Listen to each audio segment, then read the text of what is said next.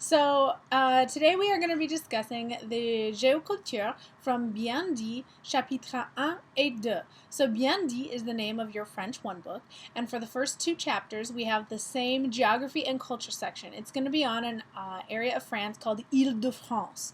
Ile-de-France is usually the first place that people think of when they think of France, because in the center of Ile-de-France is the city of Paris, which is the largest city in France and is the capital city of the country. So when people think of France, they usually think of Paris, and this region where Paris is located is called Ile-de-France. Ile-de-France means the island of France. So Ile-de-France, island of France. And the reason it's called the island of France is because the rest of France is not quite as densely populated. So you have villages and towns throughout France, and you have this beautiful agricultural land, and then down in the south you have the French Riviera and all the beautiful scenery there in the Mediterranean. But it's up in the north of France where Paris is that you have a super dense concentration of people, and that's because of the city of Paris and its surrounding suburbs. So up in this center area of France, like up in the kind of the north center of the country where Paris is, you have this just ring of tons and tons of people where everybody moved to the city during industrialization and urbanization. And so you have the city of Paris, the surrounding suburbs, and then some land just around it. And that is the region Ile-de-France, island of France. It's the very densely populated part of the country right in the middle of, the rest of the country where the population is a little bit more spread out. So Ile-de-France is the first place that we're actually going to be studying in France, studying a little bit of the culture, the history, the food, and the geography especially, because it's nice to know where the cities and things are located. So it's actually in your book. If you look in your Bien Dit book, it's the very first thing basically. It says Geoculture and Ile-de-France. It is page 1. It's page 1 in your book, which I know is super exciting. So a little bit about Ile-de-France. You have this great map in the center of your book on page 2. And see right there?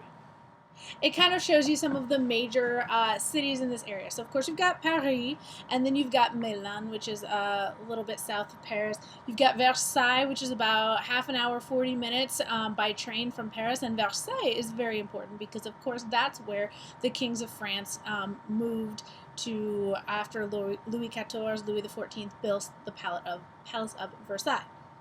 So that's where the Palace of Versailles is located. The palace is named after the town.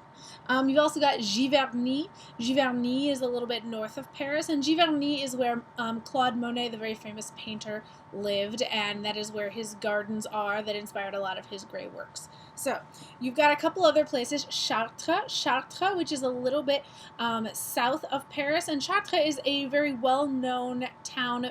Not because it's big, it's very small, but because of this amazing cathedral that they have there. It's a very pure Gothic cathedral. It was built in 26 years, which means it's a very pure Gothic style. It's similar to Notre Dame. If you looked at it, you would say, okay, I see some things that are in there in Notre Dame, but it's considered a very iconic Gothic cathedral because it was built so quickly, and so it has just this very pure Gothic style. A lot of the kings of France were crowned there. It's a very important city in France. You'll also have a very nice view of the River Seine. The River Seine cuts directly through Paris, and it also goes through the main area of Ile-de-France right there. It's their most important river. You'll see a couple other things there. You've got Le Château Vaux-le-Vicomte. Le Château Vaux-le-Vicomte is a little bit south of Paris in an area known as the Loire Valley. The Loire Valley is kind of the vacation spot of the kings of France from back in the day. They would go there and build castles. They loved it because it's beautiful land. They make great wine there, and they had lots of space to build these big castles. Another castle in a town that they have south of Paris in the Loire Valley is Fontainebleau, very popular with the kings for hunting. And then, of course, you see the Palace of Versailles, which is a huge, huge palace. You've got the Galerie des Glaces, which is the Hall of Mirrors, very famous room in that palace. If you actually turn the page from your basic facts about Ile-de-France, you'll see a little bit about the culture. And you've got a little bit about gastronomie. I want to tell you about that word. A gastronomie is kind of, if you're not familiar with the word gastronomy in English, we get it from French. So gastronomie means that it's like food, things that you eat, kind of like cuisine, or in French the word specifically for food is nourriture, nutrition, things like that. So gastronomie just means like things that you eat, food. So gastronomie, you've got les escargots. Les escargots are snails. They're very popular in all of France, but they come from Burgundy or Bourgogne, which is in the north of France.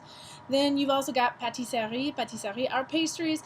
Pastries you'll find pretty much everywhere, but they are very iconic. And so Ile-de-France has very iconic French cuisine. Because it's in the north of France, however, you are going to get a lot more dairy. They're going to cook with a lot more butter in the north of France. In the south, it's going to be more olive oil, more fish, because they're on the coast or on the Riviera. But in the north, it's going to be like meat, cheese, potatoes, cooking with butter.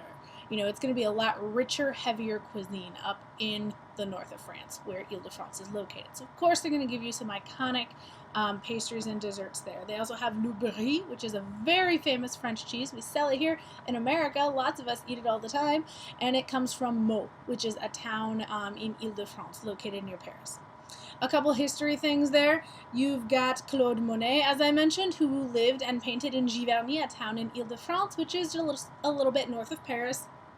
A couple spots in Paris that are important: Le Centre Pompidou, which is the Modern Art Museum, and right outside the Centre Pompidou you have La Fontaine Stravinsky. La Fontaine Stravinsky is the Igor Stravinsky fountain, and there are many colorful sculptures, very modern art sculptures in the fountain that are supposed to be reminiscent and significant and very symbolic of his works. And Igor Stravinsky was a composer, and so they're supposed to be symbolic of his musical works. You've got a little bit of history. Napoleon Bonaparte. Napoleon Bonaparte was our emperor of France, and he died in exile in St. Helena, as you see in your book here. And then they mention him here because he was buried in Paris in a huge cathedral-type church. It's got a basilica on top, and it's called Les Invalides. It was originally intended as the tomb for the kings of France, but it ended up being Napoleon Bonaparte's tomb right there in Paris. I'll talk a little bit about the La Révolution Française, which began in the streets of Paris, where they tore down the Bastille, which was located in Paris. So a little bit of that began up in Ile-de-France. And then some more modern stuff. You've got Disneyland Paris up in Ile-de-France. Who wouldn't want to go see that? And then they have their own theme park. In France, some of the most popular cartoons are Astérix and Obélix. And they are cartoon characters kind of on par popularity, kind of like The Simpsons. That's about how popular they are. They're very popular in France. And they have their own theme park, which is also located in the Ile-de-France region. Now, I'm partial to Ile-de-France because I lived in Paris and I love the region. The Loire Valley is one of my favorite places in France. Just seeing the castles and all of the beautiful land around, it's a wonderful place to be. And I think you'll find, as we go through chapters 1 and 2, lots of really fun facts about Ile-de-France and Paris scattered through the chapters, and I hope you enjoy learning about it. Au revoir!